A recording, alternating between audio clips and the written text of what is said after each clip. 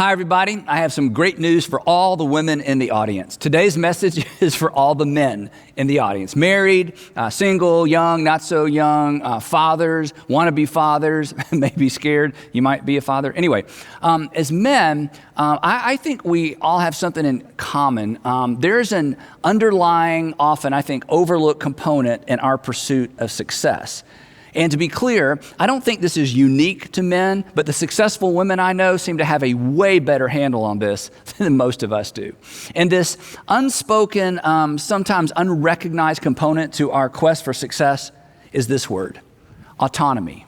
Autonomy. There's something, I think, in most of us that wants to be self-governing, right? I mean, after all, to some extent, it's the American dream, or at least the way the American dream has been presented to most of us. I think for most of us men, it's pretty much our definition of success, right? I mean, to do what I want to do, when I want to do it, and to have enough money to pay for it. I mean, it's an alluring goal to be sure. And I think in addition to our ego, I think some other things fuel this. First, we've seen it. And since we've seen it, we can't unsee it. I mean, think about it. Most of our role models appear to be completely autonomous. Our corporate heroes, athletic heroes, the arts, I mean, they all appear to operate unfettered by financial or sometimes even relational restraint. But for you, there may be even more to it. Maybe for you, there's something else that fuels your quest for autonomy. Maybe it was the way you were raised. If you grew up in a home where money was always tight, if you spent a season or two living with relatives or maybe worse, autonomy may not feel like a nice to have for you. For you, it's a must have. The thought of returning to that or putting your family through that, well, for you, it's terrifying. It's motivating. Again, it's not a nice to have. For you, it's a must have. You don't ever want to have to depend on someone or something else.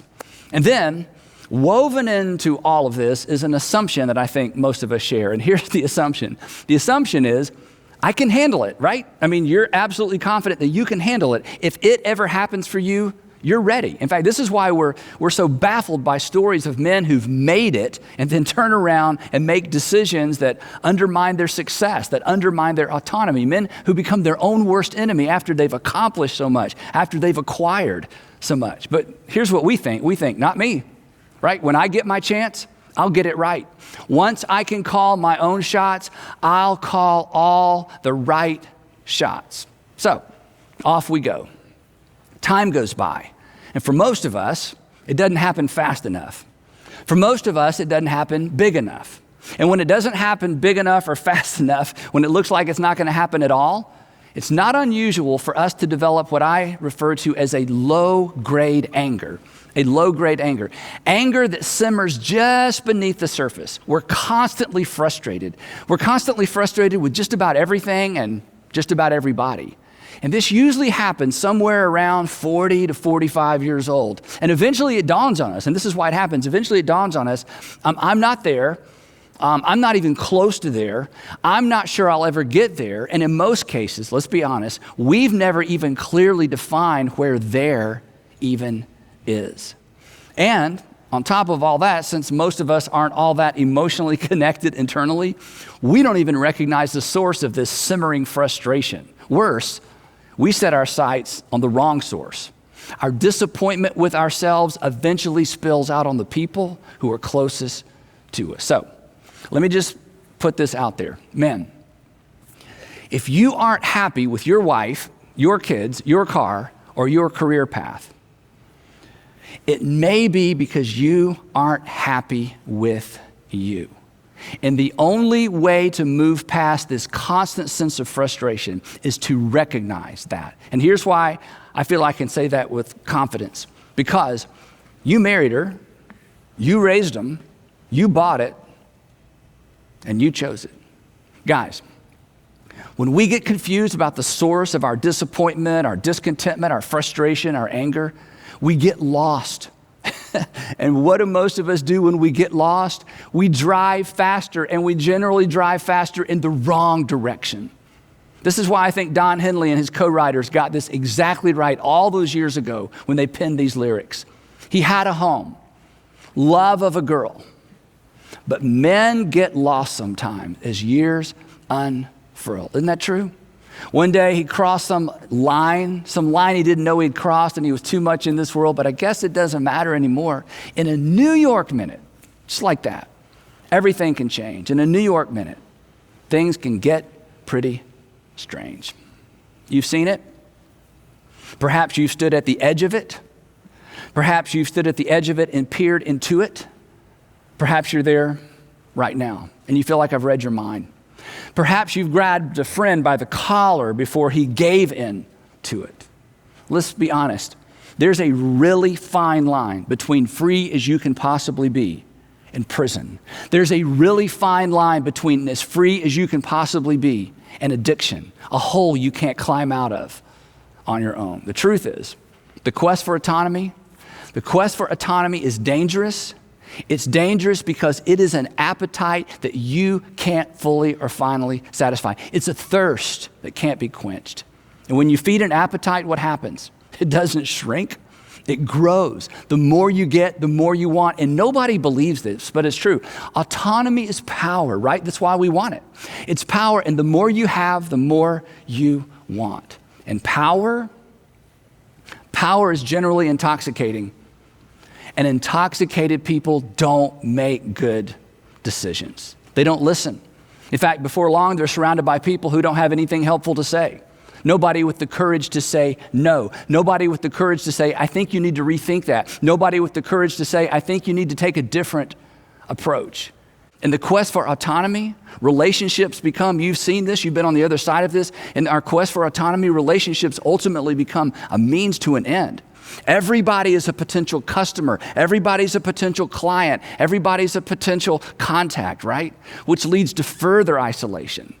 And success just makes it worse. Before long, everybody around you is either getting a paycheck or they're related to you. And their honesty would be costly. So, when we accidentally or purposefully embrace this misguided approach to success and masculinity, at the end of the day, we're either frustrated because we aren't there, or we're disappointed and isolated when we get there. Now, quick story. When Israel's second king, we're all familiar with Israel's second king, King David, when King David was around 50 years old, he made a decision that would become his most famous decision as a king. Actually, I should say it this way. He made a decision that would become his most infamous decision as king. Of course, he didn't know it at the time, because when we make those decisions, we never know it at the time, right? By the time this story comes around, David had been king for about 20 years. He had multiple wives, as was the custom for kings. He had concubines, as was the custom for kings. He had enormous wealth and enormous power. Early on in his life, as you know, he had developed a reputation as a warrior. I mean, he is a man's man. He'd secured his legacy. He'd already secured his legacy. He was the king who secured the borders and established peace in Israel. But now he's in his 50s. He's not cute anymore, and he's not satisfied. And you know this story. One evening, he's roaming around on the palace roof overlooking the city. He sees his neighbor's wife bathing in what should have been the privacy of her home. And guys, let's be honest, this probably wasn't the first time he'd wandered over to that particular part of the roof to stare in that particular direction. On this night, however, he sends a servant to find out who she is. And this particular servant takes a really big risk. He actually attempts to wave David off from what would turn out to be the worst decision of his life. This would be the moment David would give anything to go back and relive. This was the decision he would give anything to go back and unmake. When the servant returns, he chooses his words so carefully. Here's how he reported back to King David. Here's what he said. He said, she is Bathsheba, the daughter of Eliam. You know Eliam, she's not just a body, she's somebody's daughter. And not only that, she is the wife of Uriah the Hittite. You know honorable, brave Uriah. You fought beside him. He's risked his life for you. In fact, he's camped out in the mud right now, risking his life for you right now. It's that Uriah. And that should have been enough to send David back inside. But, and you've seen this, powerful people have a very difficult time listening to payroll people, don't they? Then David, sent messengers to get her. I mean, what could they say? What could she say? He's the king. And you know the story. David and Bathsheba spend the night together, probably more than one night. She becomes pregnant. She sends a message to David letting him know, and David does what he's now in the habit of doing. He powers up. He powers up and he comes up with a plan, because at the end of the day, he is going to control the outcome. He allows Bathsheba to know what his plan's all about. He informs her of his plan, and apparently she decides to play along. Then he sends a message to Joab, his military commander, who is with Uriah, Bathsheba's husband, on a military campaign. David tells Joab, send Uriah back to town with a progress report on how things are going with the siege. When Uriah shows up, Uriah gives David the update, and then David smiles and encourages Uriah to go on home to his wife. And Bathsheba was expecting him. And I'm sure, I don't know, but I'm sure as Uriah leaves the throne room, David congratulates himself on controlling the outcome. But you know the story. The next morning, he gets word that Uriah didn't go home. Instead, he did the honorable thing. He slept at the entrance of the palace with the guards assigned to guarding David. And David can't believe it. So he sends a messenger to get Uriah before he leaves the city. And when he gets there, David says, haven't you just come from a military campaign? Why didn't you go home? Now, Uriah knows what David's getting at, and listen to his answer. He said, here's why. Because the ark and Israel and Judah are staying in tents, and my commander Joab and my Lord's men are camped in the open country. Hey, my friends are living in mud and sweat. They're eating whatever they can carry or kill. And then he says this, how could I do that? How could I go to my house and eat and drink and make love to my wife? As surely as you live, I will not do such a thing. Now, gentlemen, there is a man to take our cues from. Free to go, but out of respect for God and his brothers, he just said no. That's who your wife, that's who my wife hopes she married. That's who you want your daughter to marry. Single guys, that's who you should strive to become. Back to the story. Well, David is so put off by all this. He insists that Uriah spend another night in town. He invites him to dinner. He gets him drunk. He points him toward home, and he sends him on his way thinking, surely he will do what I would do if I were him. But Uriah isn't David. David has lost his way, and he's nothing like Uriah. But in the evening, the text tells us, Uriah went out to sleep on his mat among his master's servants. He did not go home. Guys, when your kids, when your friends, when your wife tells your story, what story do you want told? I've told you this before, but it bears repeating. We write the story of our lives one decision at a time. And certainly some decisions are more important than others, but every decision becomes a permanent part of the story of our lives. And like Uriah, and Jesus talked about this as well, like Uriah, we will be unable to save our lives at some point, but we can preserve our legacy, and we can ensure that our story is a story worth telling. Well, now David realizes that he's been outmaneuvered. And what's interesting, he's been outmaneuvered by a man who didn't even know he was maneuvering. He was simply doing the honorable thing. So then David does the dishonorable thing, the unthinkable thing. He resorts to behavior that in his pre-king years he would have condemned. He resorts to behavior that everybody condemns. And the interesting thing about it is he's absolutely confident that this will remain a secret. In the morning, David wrote a letter to Joab, and he sent it with Uriah. And here's what he wrote. He said, put Uriah in the front where the fighting is the fiercest, and then withdraw from him so that he will be struck down and die. What can Joab do? David is the king. Joab obeys the king. Uriah is killed, along with several of his sword brothers. And when Uriah's wife, Bathsheba, heard that her husband was dead, she mourned for him. And then, after the time of mourning, when it was complete, David had her brought into his house, and she became his wife and bore him a son. But the thing that David had done displeased the Lord. And everybody knew. This was planned in secret, but it did not remain a secret. Here's one of the things we can't understand completely because we live in such different day and age. In households run by servants and slaves, there were no secrets. For household slaves, information was currency. The only person in the dark was David. And what David didn't know was that he, with this one decision, had permanently undermined his credibility and his legacy. Think about this. What else do you know about King David? Not shepherd boy David, King David. And unfortunately, this story is pretty much it. This event marked and marred his reputation. But worse than losing his credibility as king, David permanently undermined his moral authority with his children. This is so important. This is so important. His affair with Bathsheba did not cost him his crown.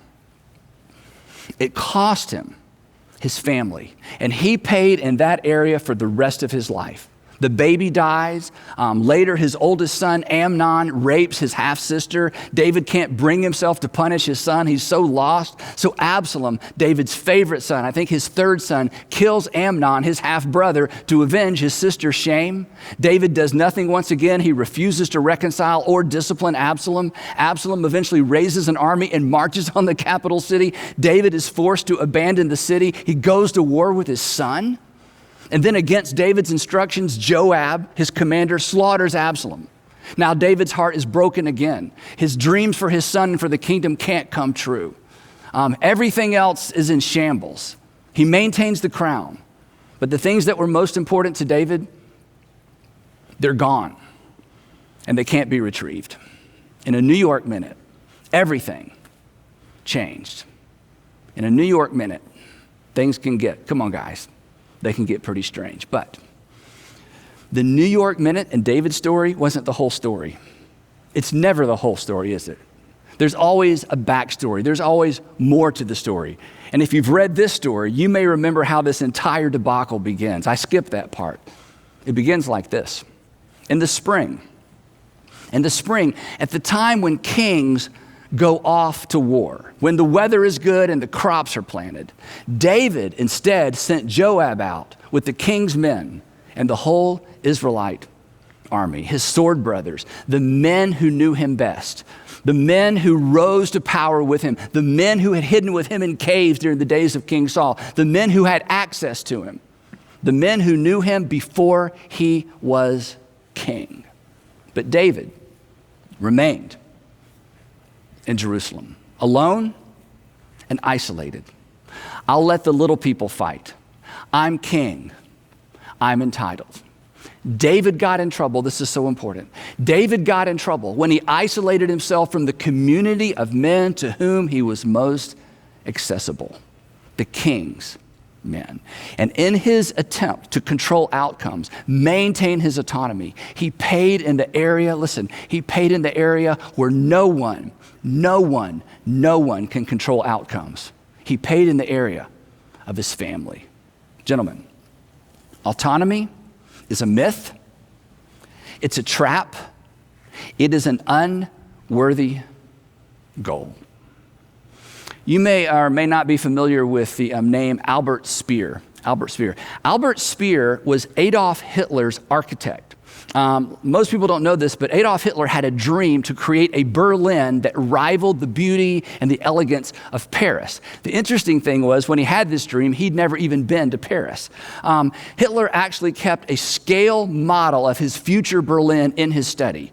Hitler didn't trust many people, but he trusted Albert Speer, and eventually he appointed him as the Minister of Armaments and War Production.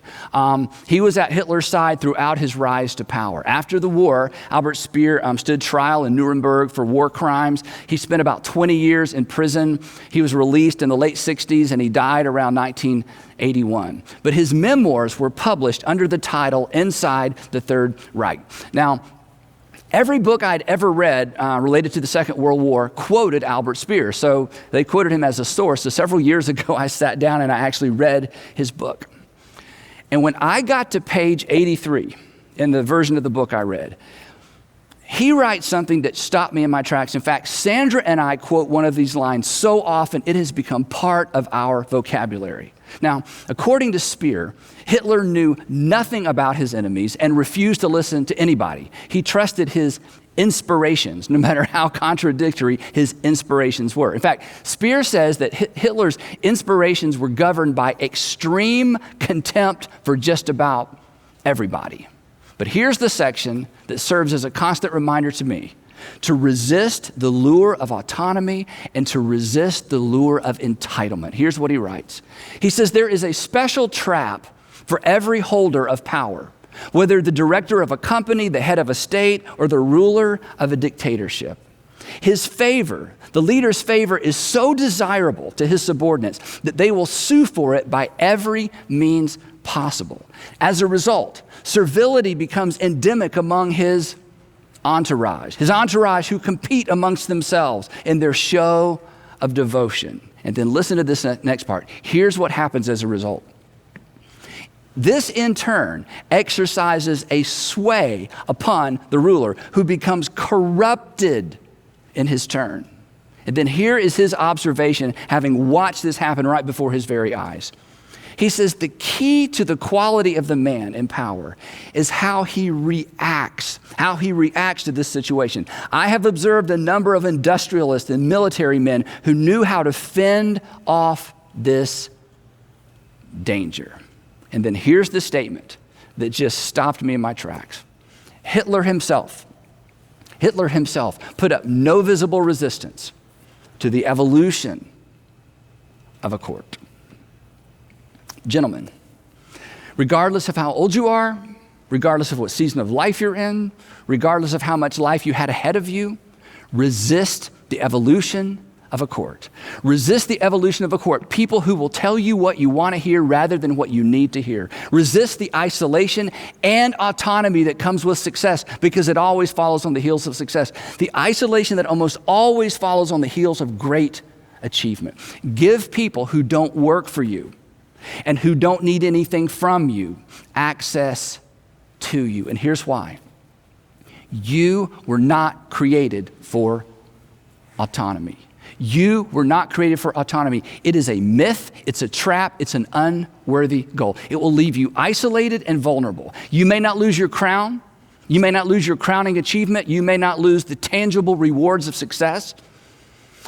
But you may lose your soul. You may lose your legacy.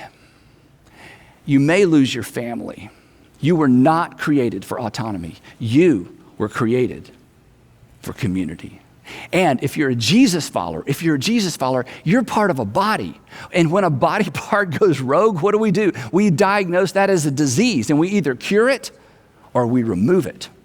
Autonomy is an appetite that cannot be fully and finally satisfied. It is a thirst that cannot be quenched. So, if God sees fit to make you a king, if God sees fit to make you a king in the realm of industry, marketplace, academia, arts, athletics, so be it. But when that day comes, keep those who knew you before and know you best close. They are not impressed, but they are oh so important. And in the springtime, when the kings go to war, suit up and go with them. You were not made for autonomy. You were created for community. And if you embrace that, you will survive and you will thrive and you will have a story worth telling. A story your friends, your children, your wife, and perhaps your grandchildren will be proud to tell.